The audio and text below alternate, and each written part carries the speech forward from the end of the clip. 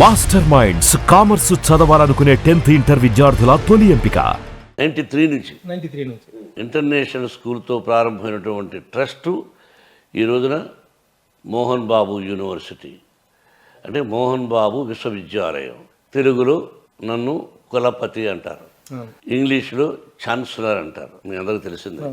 ఎక్కడో ఉపాధ్యాయ వృత్తిలో ఉన్నవాడిని ఆ తర్వాత అప్రాంటిస్గా అసిస్టెంట్ డైరెక్టర్గా పనిచేసి నటుడిగా ప్రారంభించి ఈ రోజున ఎన్ని వచ్చాయంటే కేవలం నా తల్లిదండ్రుల ఆశీస్సులు, భగవంతుని ఆశీస్సులు, నన్ను ఆదరించిన ప్రేక్షకుల ఆశీస్సులు. మీ నట జీవితాన్ని కనుక ఇన్ని సంవత్సరాల నట జీవితాన్ని చూసుకున్నట్టు ఎన్నెన్నో ఒడిదుడుకులు, ఎన్నెన్నో కష్ట సుఖాలు, రకరకాలైనటువంటి ఎత్తుపల్లాలు కనిపిస్తుంటాయి.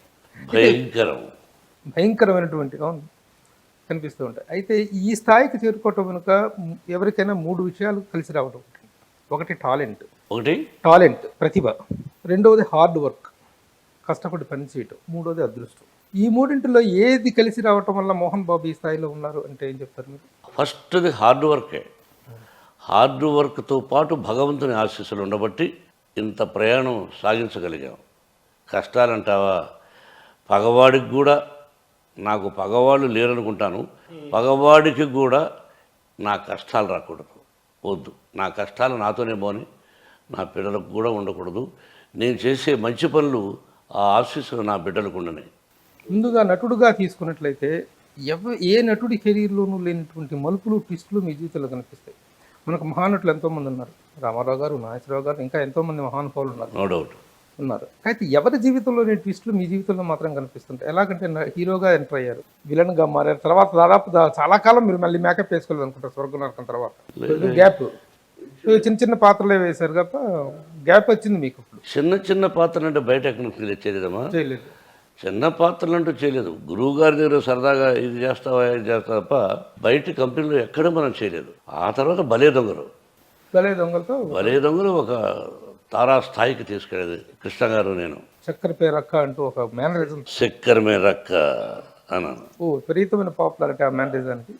ఆ మేనరిజమ్స్ అనేటువంటి పాపులర్ అయింది కూడా ఆ సినిమా నుంచి. అవును సార్. అంతకుముందు ఎస్వి రంగారావు డైలాగులు చెప్పేవారు కదా తప్ప తర్వాత అది కంటిన్యూ చేసినటువంటి ఘనత మీదేదే. అయితే అట్లా హీరోగా స్టార్ట్ అయ్యారు, విలన్గా టర్న్ అయ్యారు, మళ్ళీ కొంతకాలానికి హీరో అయ్యారు, మళ్ళీ కొంతకాలానికి విలన్ అయ్యారు, మళ్ళీ హీరో అయ్యారు, ఫైనల్గా హీరోగా సెటిల్ అయ్యారు. తర్వాత ఈ రోజున క్యారెక్టర్ యాక్టర్గా విభిన్నమైనటువంటి పాత్రలు పోషిస్తారు. ఫైనల్గా సక్సీడెడ్ అనేటువంటి టర్నింగ్స్ మాత్రం మీ దగ్గరే కనిపిస్తుంది.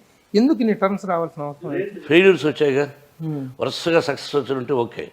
నేను విలన్గా ప్రసిద్ధికి ఎక్కాను, కమెడియన్ విలన్, క్యారెక్టర్ ఆర్టిస్ట్గా. అవి లేనప్పుడు హీరోగా చేసాం, హీరోగా ఒక సక్సెస్, హీరోగా ఫెయిల్ అయ్యింది. 2-3 వరుసగా ఫెయిల్ అయిపోయే లోపల ఖాళీగా ఉండడం ఎందుకని విలన్గా యాక్ట్ చేశాను. నేను విలన్గా యాక్ట్ చేసి హీరోగా వచ్చాను కదా, ఆ విలన్ గ్యాప్ అలాగే ఉండిపోయింది. I feel till today. కాబట్టి డైలాగులు ఎన్ని రకాలుగా చెప్పాలనో విలన్గా చెప్పాం. హీరోగా అన్ని రకాల మరుపులు ఉండవు నాకు తెలిసినంతవరకు. ఏదో కొన్ని సినిమాలు తప్ప, పెదరాయుడు, అడవిలో ఉన్న అట్లాగా తప్ప, విలన్గా రకరకాలుగా విరుపులు, మ్యారేజన్స్ ఆయన చేయొచ్చు. అంటే నటుడుగా మీరు ఎంజాయ్ చేసిన విలన్గానా? హీరోగా కూడా కొన్ని పాత్రలు, అల్లుడు గారు, అసెంబ్లీ రౌడీ గారి పెళ్ళం, బ్రహ్మ, మేజర్ చంద్రకాంత్, పెదరాయుడు, అల్లరమగుడు, సో ఇలా ఒక లిస్ట్ ఉంది. అంటే ఆ శ్రీలతలు ఎక్కువగా ఉండవు, తొందరగా లైట్గా ఉన్నా మరి ఘోరంగా ఉండవు. ఒక ఫ్యామిలీతో ఈ సినిమా చూడొచ్చు, నా కూతురుతో ఈ సినిమా చూడొచ్చు అనే చిత్రాలు తీసాం. అంటే మీ లైఫ్లో ఉన్నటువంటి ఒక స్ట్రైకింగ్ పాయింట్ ఏంటంటే, ఇప్పుడు హీరో నుంచి విలన్గా మారుతున్నప్పుడు విపరీతమైన మదనం ఉంటుంది. విలన్ పాత్ర చేయాల్సి వచ్చింది, మళ్ళీ అదొక ఫాల్గా ఫీల్ అవ్వటం. హీరో క్యారెక్టర్ నుంచి మళ్ళీ విలన్కి రావటం అంటే ఒక ఫాల్గా, ఒక డౌన్ అయిపోయినట్టుగా ఫీలింగ్. మీరు ఎలాంటి మానసిక సంఘర్షణ అనుభవించే వాళ్ళ రోజుల్లో?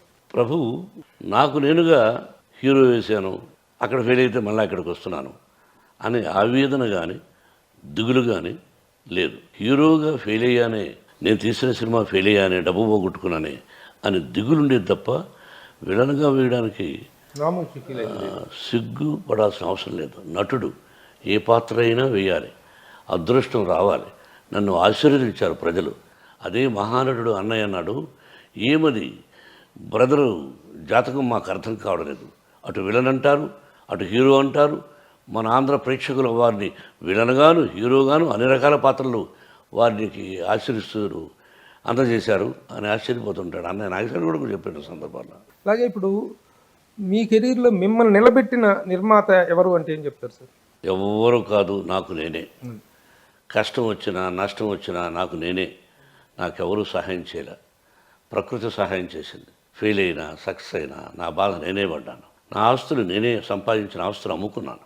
నేను అమ్ముకున్నాను, సంపాదించిన మంచి మంచి ఆస్తులన్నీ అమ్ముకున్నాను. ఎందుకు? సినిమాలు తీసి సాధిస్తాను అనుకున్నాను. మళ్ళీ సాధించగలిగాను. సాధించగలిగే శక్తిని భగవంతుడు ప్రసాదించాడు కాబట్టి టుడే వీ హ్యావ్ యూనివర్సిటీ. సొంత బ్యానర్ అనేటువంటిది ప్రారంభించాల్సినటువంటి సందర్భము అవసరం మీకు ఏమర్పడింది?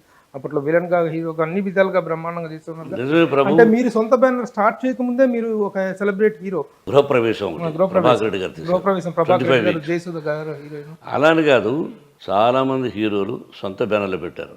అది చూసి అరే మనం కూడా సొంత బ్యానర్ స్టార్ట్ చేద్దామని అన్న నందమూరి తారక రామారావు గారు, మా అన్నయ్య, ఆ అన్నయ్య చేతుల మీదుగా విజయగార్డెన్లో ఫస్ట్ కొబ్బరికాయ కొట్టించాను. సొంత బ్యానర్ స్టార్ట్ చేయడానికి మీకు మనకి ఇన్స్పిరేషన్ హీరోలు ఇద్దరు ఉన్నారండి. ఒకరు రామారావు గారు, ఒకరు కృష్ణ గారు. అవును. అండ్ వాళ్ళిద్దరు చేసినంత వెంచరస్ ప్రొడక్షన్ అనేటువంటిది ఎవరు చేయలేదు.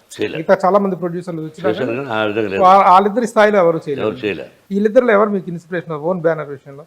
అట్లా అప్పట్లో ఏమి అట్లా అనుకోలేదు ప్రభు. కాకతాళీయంగా జరిగిందే కానీ నిర్మాతగా ఒకరి ఇన్స్పిరేషన్ కాదు. మీరు బ్యానర్ స్టార్ట్ చేయడం అనేటువంటిది మీ గురువు గారికి ఇష్టం ఉందండి? అప్పట్లో ఆయనకి ఇష్టం ఉండేది కాదు, ఈయన డబ్బు పోగొట్టుకుంటాడేమో అని. అల్లుడు గారితో స్టార్ట్ అయినటువంటి మోహన్ బాబు గారి ఫేస్ అనేటువంటిది తిరుగు లేకుండా అప్రఖ్యాతంగా సాగింది. సొంత బ్యానరే. అదే సొంత బ్యానర్లో ఈ రోజున మీకు చాలా చాలా ఫెయిల్యూర్స్ ధైర్యంగా అడుగు, భయపడతావు ఎందుకు? భయపడలేదు. ఫెయిల్యూర్ కాని వాళ్ళు ఎవరు? ఫెయిల్యూర్స్ వస్తున్నాయి. ఫెయిల్యూర్స్ మనం కొనుక్కోలే, అవి వస్తున్నాయి. లక్ష్మీ అంటే ప్రసన్న పిక్చర్స్ మన ప్రయాణంలో ఎక్కడో తప్పు జరుగుతూ ఉంది. అంటే మన సెలక్షన్లో తప్పు జరుగుతూ ఉంది.